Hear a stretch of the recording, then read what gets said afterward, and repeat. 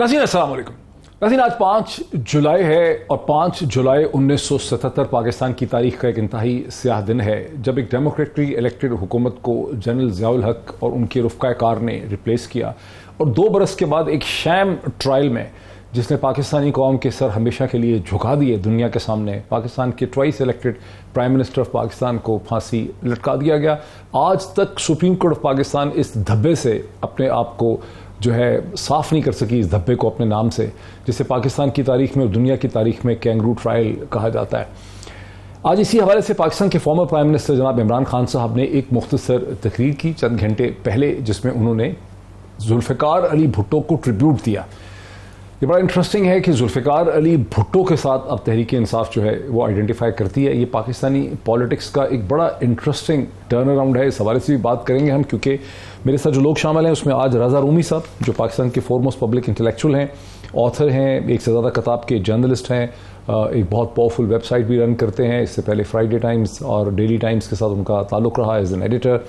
तो रज़ा रूमी साहब भी हमारे साथ हैं। पाकिस्तान तहरीक इंसाफ से जनाब सेनेटर ओन अब्बास बुप्पी साहब हमारे साथ हैं, जो फॉर्मर प्राइम मिनिस्टर के special assistant to prime minister Pakistan रहे, इस वक्त पीटीआई के सिंध के सिंध कह रहा हूँ, साउथ पंजाब के, माफ़ कीजिएगा, प्रेसिडेंट हैं। पीएमएलएन से राना एहसान अफजल खान साहब जो हैं हमें फैसलाबाद के से हमें ज्वाइन कर रहे हैं वीडियो लिंक के जरिए। मेंबर हैं सेंट्रल वर्किंग कमेटी की पीएमएलएन के, स्पोक्स पर्सन हैं पीएमएलएन के, और जो मरहूम मेंबर नेशनल असम्बली थे राना अफजल साहब फैसलाबाद से, उनके साहिबजादे हैं। राना अफजल ने हमारे प्रोग्राम में बहुत पार्टिसिपेट किया। वो फाइनेंस और इकनॉमिक पॉलिसी के हवाले से बात किया करते थे, बहुत ही सुलझी हुई शख्सियत थी। आज पहली दफ़ा जनाब राना एहसान अफजल जो है हमारे प्रोग्राम में पार्टिसिपेट करें। So very warm welcome to all my guest. मैं सबसे पहले आपको वो टुकड़ा सुनाता हूँ जो former prime minister of Pakistan जनाब इमरान खान साहब ने तकरीबन 3 घंटे पहले उन्होंने कहा। अदब से अपनी अदलिया से पूछता हूँ कि क्या मुल्क में फंडामेंटल राइट सस्पेंड हो गए हैं? क्या ये मकबूजा कश्मीर है? क्या ये फलस्तीन है? फलस्तीनियों से हो रहा है? मैं चुप हूं जब से ये हुआ सब कुछ। मुझे तो सब पता है कि किसने क्या किया। मैं कोई बात नहीं करता क्योंकि मुझे पता है किस तरह ये सारी साजिश हुई थी और कौन कौन मुलव्वस है। मैंने एक टेप भी, एक वीडियो बनाई हुई है, महफूज जगह पे रखी है, कि अगर मुझे कुछ होता है तो वो भी पब्लिक को पता चलेगा कि कौन कौन कैरेक्टर्स ने क्या क्या किया। ये जो मुल्क को, इस मुल्क से जो इतनी बड़ी गद्दारी की है वो किस किस ने की है। लेकिन अगर इसी तरह हमें दीवार के साथ लगा दिया गया, हरासा किया गया, मैं मजबूर होऊंगा, फिर मैं बोलूंगा, मैं फिर सब कुछ कौम के सामने रख दूंगा कि क्या हुआ।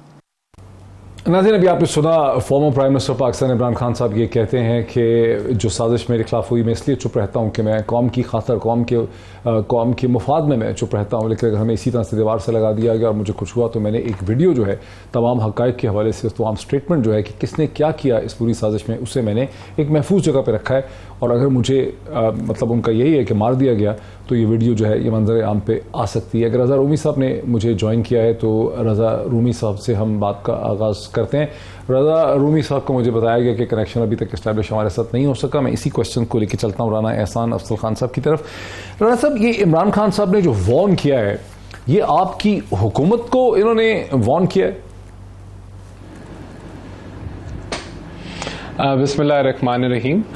इमरान खान साहब ने सिर्फ रेपिटेशन की है अपने उस नैरेटिव की, जिसको वो बहुत डेस्परेटली चाहते हैं कि किसी तरीके से ये सच्चा साबित हो जाए या लोग इसको सच्चा मान लें।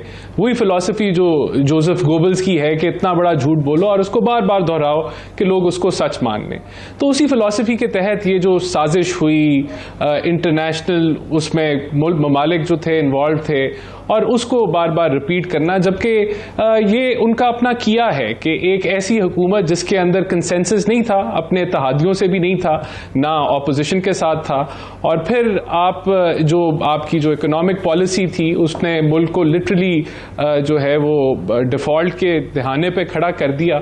और जो मिसमैनेजमेंट हुई, मिस गवर्नेंस हुई, ये उसका नतीजा है कि वो आज हुकूमत में नहीं है। लेकिन क्योंकि उन्होंने भी अपना एक मंजन बेचना है, उन्होंने वो नैरेटिव जो है वो उसको बार बार रिपीट करना है, जबकि वो उनकी अपनी हुकूमत के फॉरेन ऑफिस ने, जब वो हुकूमत में प्राइम मिनिस्टर थे, उसने उस नैरेटिव का साथ नहीं दिया। आपकी जो मिलिट्री है, आपकी जो इंटेलिजेंस एजेंसीज हैं जिनका काम है नेशनल सिक्योरिटी का दिफा करना, उन्होंने इस नैरेटिव को सपोर्ट नहीं किया। आपका जो 5 मेंबर का जो सुप्रीम कोर्ट का बेंच था जिसने नेशनल सिक्योरिटी की कमेटी के मिनट्स को मंगवाया, उसकी तहकीक की नो कॉन्फिडेंस के ऊपर, और उसने भी उसको रद्द कर दिया। तो जब सब ने रद्द कर दिया तो वो यहां इनका जो फोकस है वो यही है कि बार बार इसको दोहराएं। लेकिन मेरे ख्याल से ये अब पिट गया है, ये नैरेटिव पिट चुका है कि अब ये इंटरनेशनल साजिश है और किसी ने कोई बहुत बड़ा प्लान इमरान खान की अजीम हुकूमत के खिलाफ जो है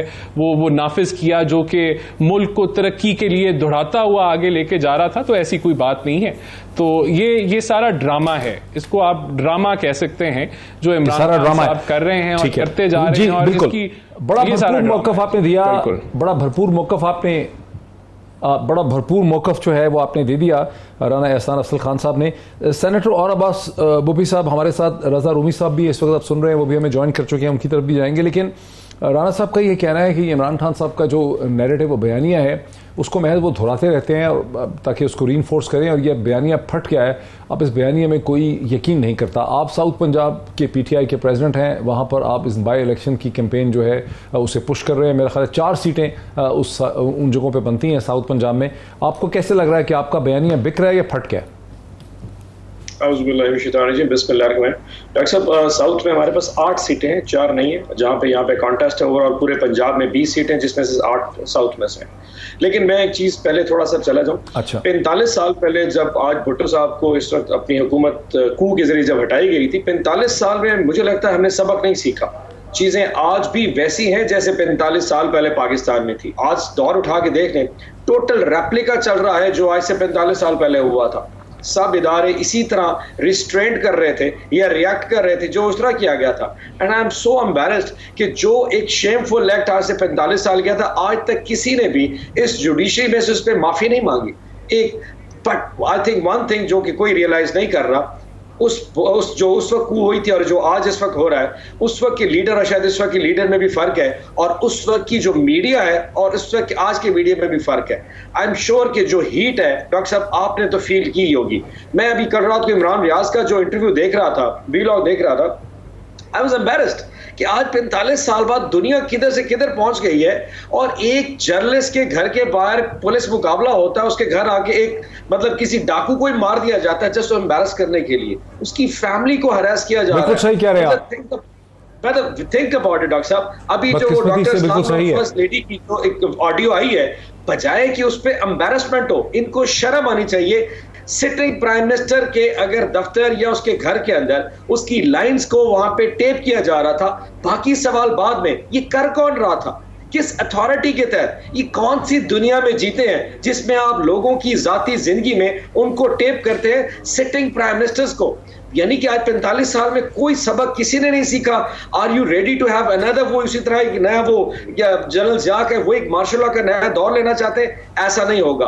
अभी भी अननोन कॉल्स आती हैं। आज साउथ पंजाब में कल मैं विजिट करने गया, अननोन से वहां लोगों को कॉल्स आ रही हैं। मैं एक घर ज्वाइनिंग पे, डॉक्टर साहब मैं आपको बताता हूँ मजे की बात, मैं मुजफ्फरगढ़ में एक नाजिम की ज्वाइनिंग पे गया। मेरे जाने से पहले CTD जो काउंटर टेररिज्म डिपार्टमेंट, उसकी 4 गाड़ियां फौरन आ गई उसी बंदे के घर। मैंने पूछा भाई ये क्या? उन्होंने कहा जी दहशतगर्द फरार है, हम वो उसकी तलाशी करने के लिए आए।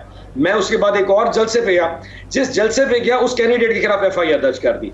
उसके बाद मजे की बात है, रात ही को एक 25 मुरब्बे के जिम्मेदार के ऊपर पानी चोरी का पर्चा डाला, और जिस दिन पानी चोरी हुआ उस दिन नहर में पानी नहीं था। ये इस किस्म की हरासमेंट नून लीग में इतनी हिम्मत नहीं है। आई एम श्योर कि जो लोग ये कर रहे हैं, दिस इज समथिंग, ये एक्सपोज हो रहे हैं। ये इस तरह नहीं हो सकता। You can not just live by. Very interesting comment है, बहुत डिटेल्स भी आपने दी, और बहुत इंटरेस्टिंग कमेंट है कि ये नून लीग नहीं कर रही है, नून लीग को भी एग्जॉनरेट कर दिया जनाब सेनेटर राना अब्बास साहब ने। रजा रूमी साहब, ये एक बड़ी गहरी बात इन्होंने की है सेनेटर साहब ने। वो ये कहते हैं कि पाकिस्तान ने अपनी तारीख से कुछ नहीं सीखा। आज बदकिस्मती से 5 जुलाई 1977 है, जो पाकिस्तान की तारीख का एक इंतहाई बदतरीन और स्याह दिन है, जहाँ एक अंधेरी रात का आगाज़ हुआ था, जब पाकिस्तान की एक ट्वाइस इलेक्टेड प्राइम मिनिस्टर की हुकूमत को एक मार्शल लॉ लगा के हटाया गया।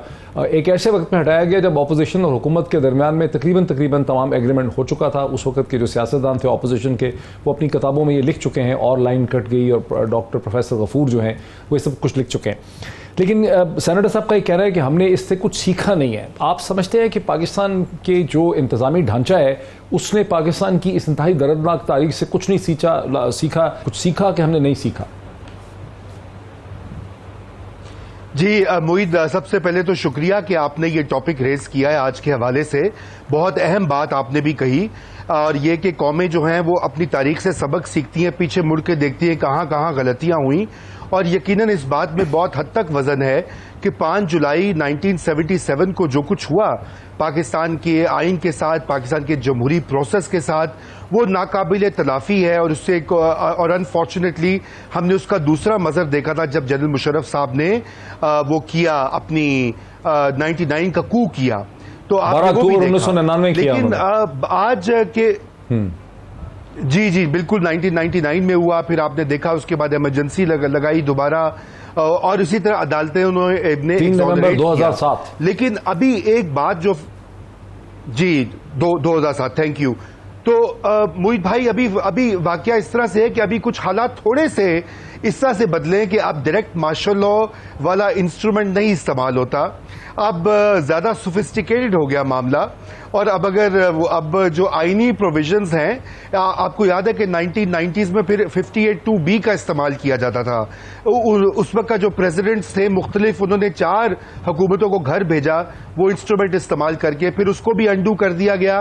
तो फिर एक नया तरीका निकाला गया, और वो तरीका अदलिया के जरिए फारिग करने का। उसमें यूसुफ रजा गिलानी फारिग हुए एक छोटी सी टेक्निकल नॉकआउट पे, नवाज शरीफ फारिग हुए एक छोटी सी टेक्निकल नॉकआउट पे, और अब तीसरे हमारे इमरान खान साहब हैं जो कि एक वोट ऑफ नो कॉन्फिडेंस के जरिए उनकी हुकूमत को गिराया गया।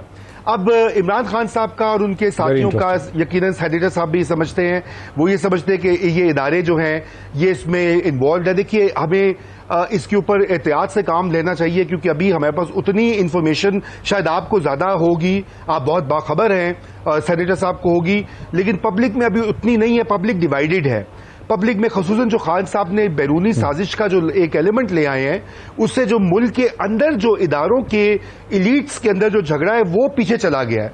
देखिए ना, खान साहब आज उन्होंने वैसे जो बातें कही हैं कि वो सब कुछ कह देंगे, धमकी भी थोड़ी सी उन्होंने दी है, तो बात ये पहले दिन उनको खुल के कहना चाहिए था कि कौन ऐसे इदारे थे जो उनके खिलाफ है, बजाय इसके कि डोनाल्ड लू और साजिशी खत और ये और वो वैसे पॉलिटिकली तो वाइज ना होता ना, के साथ खड़े सियासी तौर पे तो गैर दानिशमंदाना ना होता अगर वो खुल के इल्जाम लगाते। आप खुद कह रहे हैं कि पब्लिक के पास सारी इंफॉर्मेशन नहीं है। अगर खान साहब, इमरान खान साहब खुल के कह देंगे कि क्या हुआ, कौन से कैरेक्टर्स हैं, तो फिर तो एक भौंचाल आ जाएगा ना। मतलब अभी तो वो एक तरीके से चल रहे हैं, नहीं? जी देखिए वो भौंचाल खान साहब तो नहीं कह रहे, लेकिन उनके जो सपोर्टर्स हैं वो तो क्या क्या ट्रेंड चला रहे हैं सोशल मीडिया पे, नाम लेकर ट्रेंड्स चल रहे हैं। अब छोड़ें वो मीडिया के अंदर क्या क्या, वो कौन था, ये कौन है, मीर जाफर, मीर सादिक, ये सारी बातें तो उनकी जिम्मेदारी नहीं ना बनती खान साहब तो मैं बहरहाल इसे देखिए ना, खान साहब जी उनकी नहीं बनती, लेकिन मैं बड़ा अच्छा आपने पॉइंट किया, मैं थोड़ा सा नहीं रहा, मैं आपने जो पॉइंट रेज किया ना जी, हाँ, मैं एक सेकंड राणा साहब को भी इसमें लाना चाह रहा हूं। जी। राणा साहब, आपने सुना रजा रूमी साहब को, आपने इससे पहले सेनेटर ऑन अब्बास को भी सुना, और फिर हमने आपको भी सुना। जो मौजूदा जो प्रेजेंट होता है, प्रेजेंट बड़ा कंटेस्टेड होता है। प्रेजेंट पे आपने पोजीशन ले ली, ठीक है कि प्रेजेंट के ऊपर उसकी हकीकतें भी ठीक तरह से नहीं पता होती हैं, और जाहिर है कि वो पॉलिटिकली कंटेस्टेड होता है, उस पर झगड़ा होता है। प्रेजेंट पे हम पोजीशन नहीं ले सकते, लेकिन हम ये तो पोजीशन ले सकते हैं ना सारे इकट्ठे होकर कि 5 जुलाई 1977 जो है वो पाकिस्तान की तारीख का एक स्याह दिन है। जिस तरह से 4 अप्रैल 1979 जो है 1979 जिसमें भुट्टो साहब को फांसी दी गई, वो पाकिस्तान की तारीख का स्याह तरीन दिन है। हम कह सकते हैं कि जो हुकूमतें गिराई गई आर्टिकल 58(2)B के जरिए, वो भी बड़े डार्क डेज हैं। नवाज शरीफ साहब की हुकूमत को 12 अक्टूबर 1999 को जो गिराया गया, वो भी एक तारीख दिन है। तो अगर हम अपनी तारीख के ऊपर इत्तेहाद कर लें तो शायद फ्यूचर का और प्रेजेंट का भी हल निकला है। इससे एग्री करते हैं आप? बिल्कुल 100% एग्री करता हूं, और मेरे ख्याल से मुल्क का जो सबसे मेजर मसला वही है कि आइन को इम्प्लीमेंट होना चाहिए है और गवर्नेंस उसके लिहाज से होनी चाहिए। लेकिन एक और इंटरेस्टिंग चीज़ जो आज मैं समझता हूं एक पॉलिटिकल जमात ने भी नहीं सीखी, और उसका अपना नैरेटिव है कि न्यूट्रल्स को न्यूट्रल नहीं होना चाहिए, उनको नेक लोगों को जो है वो उनके सर पे हाथ रखना चाहिए है और उनको जो है वो प्रमोट करना चाहिए। इनका अपना नैरेटिव है। तो एक ऐसी भी जमात है जो कॉल कर रही है कि न्यूट्रलिटी भी जो है वो भी अच्छी बात नहीं है। तो ये भी जो लेसन है मैं समझता हूं कि पार्टीज को भी सीखना चाहिए है, और शायद हमने सीखा भी, फिर ही जो है वो चार्टर ऑफ डेमोक्रेसी हुआ, और उसके अंदर मैं समझता हूं उसको रिन्यू करने की भी जरूरत है कि उसके ऊपर दोबारा बैठा जाए, और जो लोग यूं करके न्यूट्रलिटी को भी चैलेंज करते हैं उनको भी समझाया जाए, बैठाया जाए कि नहीं, जमहूरी रास्ता अब हम अपना लें तो वो बेहतर है, बजाय कि हम किसी की ताक में रहे कि कहीं से हमें कुछ सपोर्ट मिले या कुछ हो। तो ये पाकिस्तान का जो इशू है ये हमें हिस्ट्री ने भी सिखाया, और ये वक्त भी आ गया है कि हम इससे सीख जाएं और आगे का जो है वो करेक्शन कर लें। इसकी बेहद जरूरत है, मैं एग्री करूंगा आपसे। ठीक है, जरा क्विक इस पे कमेंट ले लें जनाब सेनेटर साहब का ब्रेक से पहले। सेनेटर साहब वो समझते हैं कि भाई न्यूट्रल को न्यूट्रल रहने दें, न्यूट्रल को क्यों आप कह रहे हैं कि आप अच्छे लोगों की मदद करें, नेक लोगों की मदद करें? अच्छा डॉक्टर साहब, वैसे सिंपली बात, अगर हम इस पे डिबेट कर लें कि जो उस वक्त साजिश हुई थी, जो एक बैरूनी साजिश हुई थी, उस पे चले अवाम में एक दो राय पाई जाती होगी कि जी वो बैरूनी सी थी, अंदरूनी थी, या क्या कैरेक्टर्स थे। इस पे तो कम से कम डिबेट नहीं हो सकती कि जब वो साजिश हो रही थी तो उसको रोकने के लिए यहाँ पे इदारे बहुत कुछ कर सकते थे। यानी कि देखें, आप उस वक्त जितनी पॉलिटिकल अलायंस थे हमारे, वो बहाना बना के गए थे कि जी महंगाई का चले, एमक्यूएम चली गई, बाप पार्टी चली गई, जितने आजाद थे वो उठ के चले गए, महंगाई का। तो अगर आज महंगाई थी तो वापस क्यों नहीं आ रहे? नंबर 2, आप पंजाब गवर्नमेंट, अगर आपको याद हो, न्यूट्रल्स की चले बात कर लेते कि सारे न्यूट्रल थे। पंजाब गवर्नमेंट, जब हमजा की गवर्नमेंट यहां पे बन रही थी, उस वक्त क्या भौचाल था? यानी कि हमजा सीएम नहीं बना था, पंजाब असेंबली के अंदर 500 पुलिस वाले आते हैं, सबको मारते पीटते हैं, और उसके बाद बाहर से एक डिप्टी स्पीकर एक नया सीएम बना देता है। ये सिस्टम खुद ब खुद काम नहीं कर रहा, या कोई बहुत ज्यादा खामोश है, या कोई बहुत ज्यादा न्यूट्रल हो गया है, जिसकी वजह से जो सिस्टम है वो अनफेयरली न्यूट्रल हो जाता है। सो आई थिंक सिस्टम में चेक्स एंड बैलेंसेस बहुत इंपॉर्टेंट है। और इस वक्त बाय इलेक्शन के हवाले से जो हमारी प्ली है कि इलेक्शन कमीशन का रोल, पंजाब गवर्नमेंट में नून लीग का रोल, वो तो बहुत कमजोर लोग होते हैं ना, लेकिन क्या लोगों को धमकाने का प्रोसेस, एफआईआर, ये क्या सिविलियन गवर्नमेंट्स में इससे पहले हुआ? आई एम श्योर कि इनको जो बैकिंग है that has to be withdrawn, वो उनको विड्रॉ करनी पड़ेगी, अदरवाइज ये किसी भी सिविलियन मार्शल लॉ से ज्यादा वर्स इस तरह गवर्नमेंट जो है ना पाकिस्तान में चल रही है। दैट इज माई प्ली जी। बहुत ही इंटरेस्टिंग कमेंट है। मैं ब्रेक ले लूं कि ऑपोजिशन जो है तहरीक इंसाफ की, वो ब्लेम ही नहीं कर रही। वो कह रही है कि हमारे खिलाफ जितने हथकंडे इस्तेमाल हो रहे हैं, जो एफआईआरें कटाई जा रही हैं, जो पुलिस के डाले आ रहे हैं, जो लोगों को गिरफ्तार किया जा रहा है, जो उठाया जा रहा है, जो सारी चीजें हो रही हैं हमारे खिलाफ इस इलेक्शन में, उनका पीएमएलएन के साथ ताल्लुक है ही नहीं है, पीएमएलएन को ब्लेम दिया ही नहीं जा रहा। वो कह रहे हैं ये तो कुछ और ही, कोई और ही इसको कर रहा है, ये नून का स्पाइनल कॉर्ड नहीं है, ये उनका दम नहीं है। मेरा ये ख्याल है कि उनका कल्चर भी ये नहीं होता सियासी जमातों का। इस पर ब्रेक लेते हैं, ब्रेक के बाद इंतहाई इंटरेस्टिंग डिस्कशन को आगे बढ़ाते हैं आफ्टर द ब्रेक। नाज़रीन वेलकम बैक। एक तो आपको खबर ये दे दूं कि इलेक्शन कमीशन ऑफ पाकिस्तान ने हमजा शहबाज साहब को तलब कर लिया है तरक्याती मंसूबों के हवाले से, और जो उन्होंने पैकेज का ऐलान किया था 100 अरब रुपए का इलेक्ट्रिसिटी के अंदर सब्सिडी देने की, उससे 7 जुलाई में उनको तलब कर लिया गया है, एक्सप्लेन करने के लिए, वजाहत करवाने के लिए। ये एक इंपॉर्टेंट डेवलपमेंट है। मैं वापस आना चाहता हूँ रजा रूमी साहब की तरफ। रजा रूमी साहब, क्या ये सही होगा कहना कि जो कौम अपनी तारीख का तज्जिया कर सकती है, अपनी तारीख को दयानतदारी के साथ समझ सकती है, वो फिर अपने हाल और अपने मुस्तकबिल को भी ठीक कर सकती है? जी जी बिल्कुल, आपने ये, इसमें तो कोई शक ही नहीं। और हमारी जो सबसे बड़ी, मैं समझता हूँ, कौमी एक जो कमजोरी बन चुकी है कि हमने अपने मुख्तलिफ अदवार में जो गलतियां हुई हमारे माजी के हुक्मरानों से, हमारी अशराफिया से, हम उनसे सबक नहीं सीखते। देखिए 1971 का ही वाकया ले लीजिए, उसको हम बस इग्नोर कर देते हैं। वो कहते हैं जी कि इंडिया की साजिश और रूस ने मिलकर ये सब कुछ कर दिया, तो जो अंदर दाखिली अवामिल थे उनको हम भूल जाते हैं। इसी तरह मैंने पहले जिक्र किया जनरल ज़िया के मार्शल लॉ का, मुशर्रफ के, उससे पहले अयूब खान का, हमने उससे भी कोई जिक्र नहीं किया। इसी तरह कॉन्स्टिट्यूशनल हुकूमतें जो हैं उनकी डिरेलमेंट जो है, उससे जो मुल्क को नुकसान होता है उसका भी हम अहाता नहीं करते। देखिए ना, आज तो खान साहब शोर मचा रहे, लेकिन कोई नई बात नहीं है। इससे पहले मैंने आपको पूरे 90s की हिस्ट्री मैंने बताया। देखिए पाकिस्तान की पहले जो 10 साल थे, तकरीबन 7 या 8 वजीर आजम बदले गए। 1990 की दहाई में 9 वज़ीर आजम जो हैं इंक्लूडिंग केयर टेकर्स आए, यानी कि यहाँ स्टेबिलिटी आती नहीं है। कोई भी वजीर आजम, कोई भी पार्टी की गवर्नमेंट जो हो, कोलिशन की गवर्नमेंट हो, उसको कम से कम 2-3 साल मिलते हैं कि वो अपनी एजेंडा बनाए, फिर उसको इम्प्लीमेंट करे, आगे लेके चले। इससे पहले कि वो कोई काम करना शुरू करते हैं तो ये वाला मामला हो जाता है। लेकिन अभी जो मामला है, मैं पहले एक रिस्पॉन्ड करना चाहता हूं, जो शुरू में आप लोगों ने बात की कि ये जो कार्रवाइयाँ जारी हैं जर्नलिस्ट के खिलाफ और पीटीआई के जो है कारकुनों के खिलाफ, देखिए ये बिल्कुल काबिल तशवीश है, इसको हम कंडेम करते हैं। हर कोई भी पार्टी हो, कोई भी जर्नलिस्ट हो, कोई भी एंकर हो, उसका कोई भी व्यू हो, उसको आज़ादी इज़हार होनी चाहिए आइन के तहत। लेकिन मैं ऑन साहब जो बैठे हुए हैं आपके साथ यहाँ, सेनेटर साहब, मैं उनसे ये भी कहूँगा कि जब पीटीआई के दौर में ये सब कुछ हो रहा था तो उस वक्त क्यों नहीं पीटीआई ने इसके ऊपर एक फ़र्क रविश अपनाई। चाहे मतीउल्ला जान का केस हो, अफसार आलम का केस हो, और भी लंबी फहरिस्त है। बहुत से लोग ऐसे हैं उनमें ना पीटीआई नहीं इत्तफाक करती होगी, आई एम श्योर बहुत से लोग नहीं इत्तफाक करते उनके ख्यालात से या उनके तज्जिए से या उनकी रिपोर्टिंग से, लेकिन उस वक्त भी ये पूरा एक सिलसिला जारी था। सियासी अहमद नूरानी करने की रविश, शहबाज शरीफ साहब। जी कहिए सेनेटर और अब्बास साहब, बड़ा दुखता, बड़ा मुश्किल किस्म का सवाल उठा दिया आपकी जमात के हवाले से जनाब रजा रूमी साहब। डॉक्टर साहब एक अर्ज करूं, जब आज से 3 दिन पहले अयाज अमीर साहब अपनी कहानी बैठ के टीवी पे सुना रहे थे कि किस तरीके से गाड़ी आई, उसको रोका, उसको बाहर गिराया, उनके मुंह पे मुक्के मारे, उनके कपड़े फाड़ दिए, उनके पेट के ऊपर लाते मारी, और जिस तहम्मुल से वो कहानी सुना रहे थे, मैं अपने आप से सवाल पूछ रहा था कि मैं भी तो अयाज अमीर की जगह हो सकता था, कि शायद मेरा ज़मीर एक दिन जागता और मैं एक सिस्टम के खिलाफ बात शुरू कर देता, तो मेरे साथ भी वही होना था। लेकिन उसकी दाढ़ी शायद सफ़ेद थी, मेरी दाढ़ी काली है, तो शायद इतनी तकलीफ ना होती। लेकिन फिर मैंने अपने आप से सवाल किया, पाकिस्तान में हर वो शख्स जो ज़मीर रखता है उसको इसी तरह सड़क पे आज से पहले भी रगड़ा गया था, आज के बाद भी रगड़ा जाएगा। आज 2 दिन के बाद कौम को किसी को याद नहीं है कि अयाज उमर 70 साल की उम्र में सड़क के ऊपर कुछ लोग नामालूम लोग आए और मार के चले गए। इस तरह कई नामालूम लोगों को सड़कों पर मारा जाता होगा, लेकिन 2 दिन बाद हम सारे भूल जाते हैं।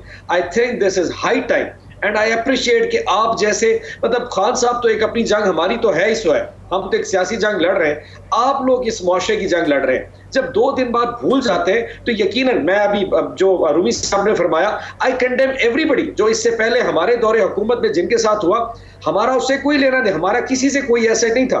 अगर कुछ ऐसा था, आई कंडेम दैट। और अभी जो हो रहा है that is absolute, but the thing is, एक दफा कौम को कहीं खड़ा तो होना पड़ेगा यार, ये रेड लाइन है टाइनी, इसको तो माफ कर दो। जो सोच का प्रोसेस है उसको तो चलने दो, मतलब हमारी सोचों के ऊपर पुल तो नहीं बांधा। सो बेसिकली मेरे साथ रहे, मैं राणा साहब की तरफ आ जाऊं। राणा साहब देखें, सेनेटर साहब जो हैं वो अब ये मान रहे हैं कि जो मतलब जो अभी हो रहा है वो भी आपकी हुकूमत नहीं कर रही, ये भी मानना पड़ता है, और जो इससे पहले हुआ वो भी पीटीआई की गवर्नमेंट ने नहीं किया, लेकिन उनके सामने होता रहा, वो उसका रास्ता नहीं रोक सके। उसके ऊपर जो इंतजामी रिएक्शन और रद्द-ए-अमल करना था उन्होंने नहीं किया। कॉन्डेम उन्होंने भी किया उस वक्त जब मतीउल्ला जान का हुआ था, मिनिस्टर्स उनको छुड़वाने में लगे रहे। जब भी कोई वाकया हुआ पीटीआई की हुकूमत ने उसको कंडेम किया। अभी भी जब अयाज अमीर साहब के साथ ये इंतहाई ज़द-ओ-खूब किया गया, जो इंतहाई यानी अफसोसनाक है, तो शहबाज शरीफ साहब ने भी उसको कंडेम किया और पीएमएल की लीडरशिप ने कंडेम किया। लेकिन जैसे पहले किसी की गिरफ्तारी नहीं हुई, अब भी किसी की गिरफ्तारी नहीं हो रही। सारी दुनिया देख रही है कि इमरान खान रियाज जो है, जिसको 48 घंटे में शायद 1 करोड़ लोग देखते हैं, सुनते हैं, उसके साथ जो कुछ किया जा रहा है गुज़िश्ता कई हफ्तों से अब किया जा रहा है कि उसके घर वालों को डराया धमकाया जा रहा है, उसके घर के बाहर कॉन्विक्ट को लाके मारा जाता है, पुलिस बार बार उसके घर चली जाती है, उसका लाइसेंस असला जो है वह वापस ले लिया गया है। कल रात उसको एंटी करप्शन के केस में डाल दिया गया है कि एक प्राइवेट आदमी जिसे हुकूमत में नौकरी नहीं की। आपके सामने ये सब कुछ हो रहा है और आपका इंतजामी ढांचा इस्तेमाल हो रहा है, लेकिन आपकी हुकूमत भी अब कुछ नहीं कर रही। ये कहना कि पहले नहीं हुआ था, ये तो कोई एक्सक्यूज ना हुआ। अब आप क्या कर रहे हैं इसको रोकने के लिए?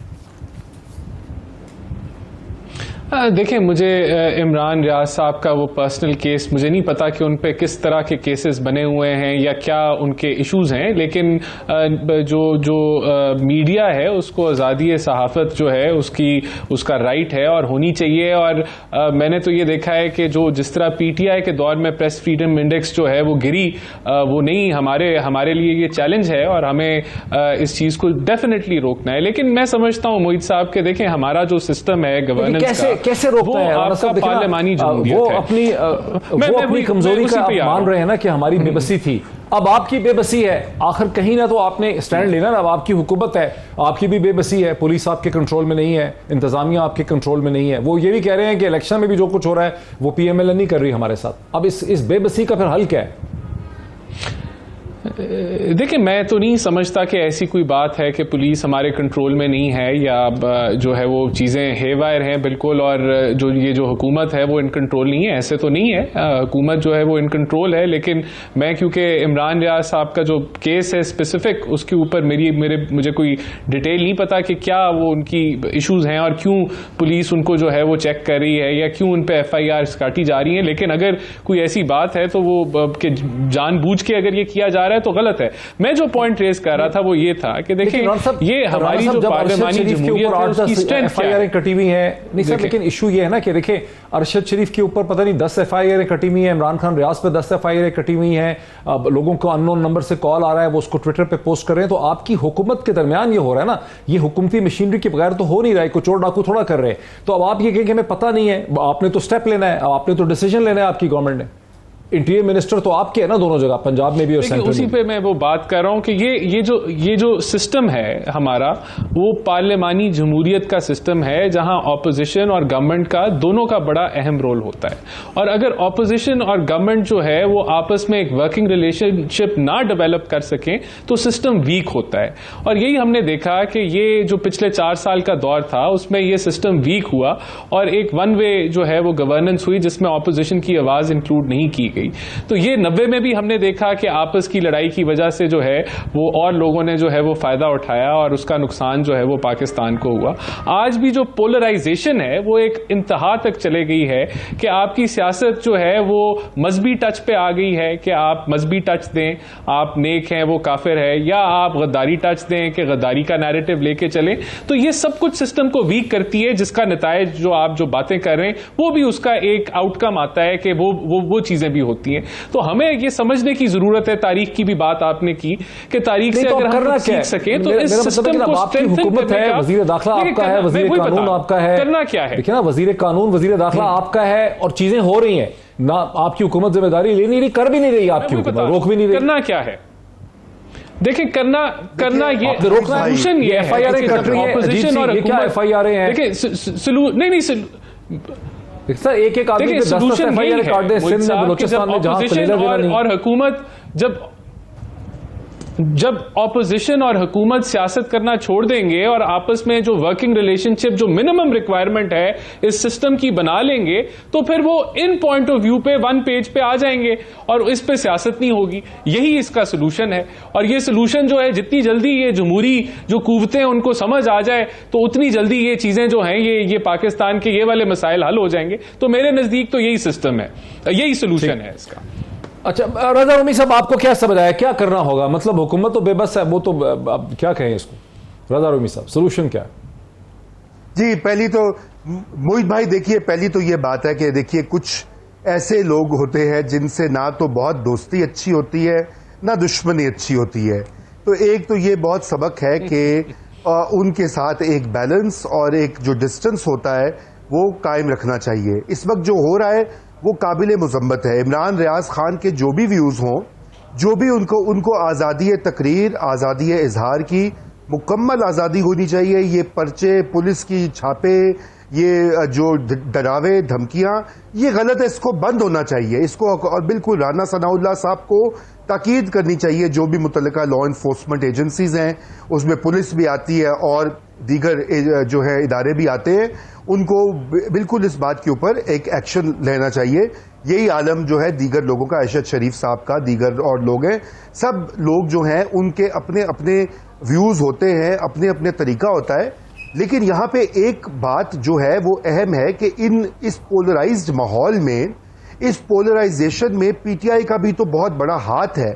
जिस दिन से इमरान खान साहब की हुकूमत को वो हुआ, खतरा महसूस हुआ, उस दिन से मुल्क को पहले ही पोलराइजेशन बहुत थी। पार्लियामेंट में ऑपोजिशन और गवर्नमेंट का कोई वर्किंग रिलेशनशिप नहीं था 3.5 साल। आज भी वो आलम है कि आज वो अब पार्लियामान से बाहर हैं। अब देखें ना, 151 अगर मेंबर हों, पीटीआई के एमएनएस हों, तो उनको पार्लियामेंट में जाकर पार्लियामेंट में आवाज उठानी चाहिए। उनको कमेटियों का हिस्सा बनकर तलब करना चाहिए उन एजेंसियों को, उन इदारों को, ताकि सिस्टम के थ्रू वो ये चीज, ये जब तक हमारे सियासतदान ये प्रैक्टिस सेनेट में तो है, वहां बुलाते हैं, वहां होता कुछ नहीं, इजाजत देते रहेंगे। नहीं मोहित भाई, उनको कौमी असेंबली में जहां पे बुला रहे हैं, कुछ भी नहीं हो रहा, वेस्ट करती है, उनको जी, तो उनको वो करना चाहिए। बॉयकॉट की सियासत और पोलराइज्ड माहौल में फिर ये होता है कि एंकर्स जो होते हैं या सहाफ़ी जो होते हैं या दीगर सिविल सोसाइटी के एक्टिविस्ट जो होते हैं, उनके ऊपर लेबल लग जाता है कि ये तो पीटीआई का है, ये एंटी पीटीआई है, ये लिफाफा है, ये सीधा है, ये चोर है, according to your view. Channels का भी यही हाल हो गया पाकिस्तान में, हर चीज के ऊपर एक ठप्पा। इतनी सख्त तकसीम तो मैंने अपनी जिंदगी में नहीं देखी। आप यकीनन आप मुझसे बड़े हैं, आपने भी नहीं देखी होगी जिस हद तक की पोलराइजेशन हो चुकी है। अब ये काम है, मैंने नहीं देखी। आप बिल्कुल सही कह रहे हैं। मैं ब्रेक ले लूं, मैं ब्रेक ले लूं। जो नजर उमी साहब, सेनेटर ऑन अब्बास के पास भी आऊं आफ्टर द ब्रेक के अगर ये असेंबलियों में होती तहरीक इंसाफ, सेनेट में तो है, तो शायद कोई अफाका हो जाता, कोई सूरत हाल बेहतर हो जाती। इस किस्म की जो हो रही है गुंडागर्दी शायद ना हो सकती आफ्टर द ब्रेक। नाज़रीन, वेलकम बैक। आज का प्रोग्राम हम कर रहे हैं 5 जुलाई 1977 की मुनासबत से, जिस हवाले से आज farmer prime minister of Pakistan जनाब इमरान खान साहब ने भी उस हवाले से एक मुख्तसर तकरीर की। राना साहब, क्या आप समझते हैं कि दोबारा वक्त आ गया है, जिस तरह से 2007 में मोहतरमा बेनज़ीर भुट्टो और नवाज शरीफ साहब ने एक चार्टर ऑफ डेमोक्रेसी साइन किया था और भी जमातों ने, अब दोबारा पाकिस्तान की सियासी जमातों को अपने इख्तलाफात भुला के शायद डायरेक्टली इनडायरेक्टली उनको इकट्ठा होना पड़ेगा? बिल्कुल, मैं समझता हूं कि ये वक्त की ज़रूरत है, क्योंकि जो इकोनॉमिक सिचुएशन इस मुल्क की है उसके अंदर इस पोलराइजेशन अगर ये एग्जिस्ट करेगी तो फिर मुल्क जो है वो आगे नहीं चल सकता। देखें, इमरान खान की आज की जो तकरीर थी उसमें वो कह रहे थे कि मैंने कोई बयान रिकॉर्ड कराया है, मेरी लाइफ थ्रेटेंड है, मुझे कुछ हो गया। तो ये एक कल्ट की तरह वो फॉर्म कर रहे हैं अपनी पार्टी को, या एक कह लें कि जिस तरफ वो चले गए, जो पोलराइजेशन जो हो चुकी है, इसको ठंडा करना आज वक्त की जरूरत है। मैं पहले भी मैं रिपीट कर रहा हूं कि ये पार्लिमानी जमहूरियत है, इसमें ऑपोजिशन और हुकूमत का एक वर्किंग रिलेशनशिप होना लाजमी है। और जिस तरह के मसाइल हम फेस कर रहे हैं, वहां charter of democracy, charter of economy या कोई मिनिमलिस्टिक एग्रीमेंट के आगे किस तरीके से आपने इस मुल्क को लेके चलना है, ये रिक्वायरमेंट है। हम ये जो सियासत है कि मैं नेक हूं, ये काफिर हैं, मैं जो हूं मुल्क का पेट्रियट हूं, वो गद्दार हैं, ये नहीं चल सकती सियासत। इससे मुल्क के मसाइल हल नहीं होंगे, चाहे ये हमारी साइड से आवाजें उठें या चाहे दूसरी साइड से आवाजें उठें। इन चीजों को हमें ठंडा करना बिल्कुल लाजमी है। ये मस्ट ठंडा करना पड़ेगा पाकिस्तान को आगे ले जाने के लिए। और मुझे ज्वाइन कर और हमारी तरफ से भी जी जी जी हाँ, हाँ बिल्कुल सही। रज़ा रूमी साहब, एक इस किस्म की पोलराइजेशन और फायर वॉल्स खड़ी हो गई हैं, और आपने सेकंड पार्ट के आखिर में आपने खुद कहा कि आपने अपनी जिंदगी में इतनी इस किस्म की इंतहा पसंदी जो है वो नहीं देखी। मेरा ख्याल है 1977 में भी इसी किस्म की इंतहा पसंदी थी, जब जुल्फ़िकार अली भुट्टो बहुत पॉपुलर भी थे। जो मूवमेंट चली थी पीएनए की, वो इसी चीज़ पे थी कि जुल्फ़िकार अली भुट्टो जो है वो कंटिन्यू भी करेंगे और अपनी ऑपोजिशन को ख़त्म कर देंगे। 2/3 मेजॉरिटी उन्होंने हासिल कर ली थी इलेक्शन के अंदर। उसी के ऊपर झगड़ा जो है हुआ था कि वो ऑपोजिशन को स्क्वीज़ कर रहे थे बिल्कुल। तो वही सूरत हाल दोबारा जो है वो डेवलप हो गई है 50 बरस के बाद। मेरे ख्याल 45 बरस गुजरे हैं 1977 को। अब इसका हल क्या है, कैसे इसमें से हमने बाहर निकले? जी, उसमें फ़र्क था। देखिए इसका हल जो है किसी के पास नहीं है। अगर सियासतदान, एक आपने चूंकि कहा था ना कि तारीख से क्या सबक सीखा है, तारीख का सबसे बड़ा सबक है पाकिस्तान में, अगर सियासतदान ये एक दूसरे के साथ करते रहेंगे तो फिर जो दीगर गैर मुंतखब इदारे होते हैं जैसे कि अदली और इस्टेब्लिशमेंट, उनको मुकम्मल मौका मिलता है कि वो अपनी अपना होल्ड रखें मुल्क में, और उसी का कंप्लेन करते हैं। परसों पीपीपी करती थी, कल नून लीग करती थी, आज पीटीआई कर रही है।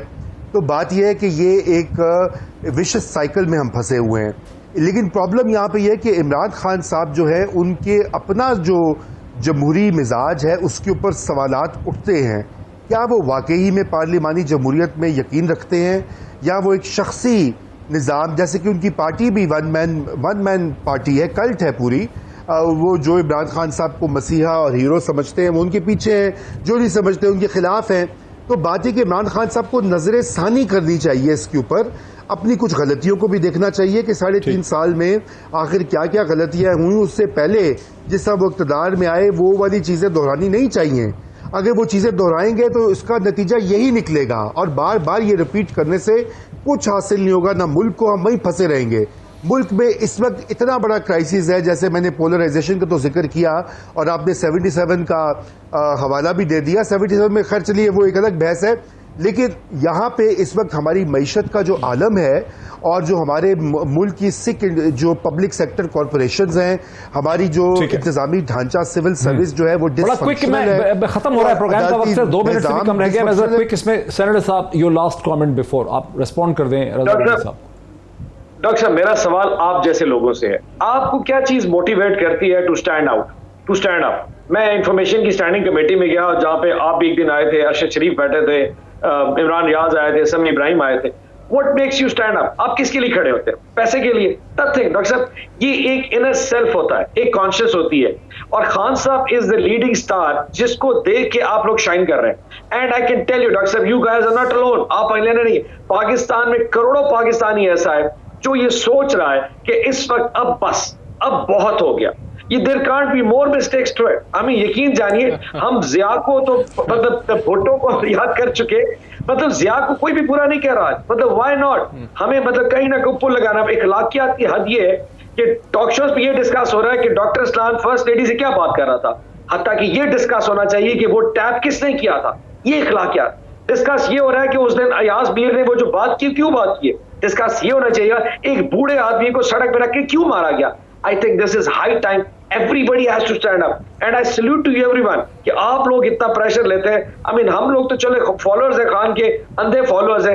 What makes you stand up? I'm sure you have those answers. Nobody's answers for it. जी सेनेटर साहब वक्त खत्म हो गया। सेनेटर साहब का, रजा रूबी साहब का, राना एहसान अफजल खान साहब का बहुत शुक्रिया। बड़ी इंटरेस्टिंग और बड़ी इन्फॉर्मेटिव ये डिस्कशन थी, इन डेप्थ ये डिस्कशन थी। आज इतना ही, फिर आपसे मुलाकात होती है। बहुत शुक्रिया।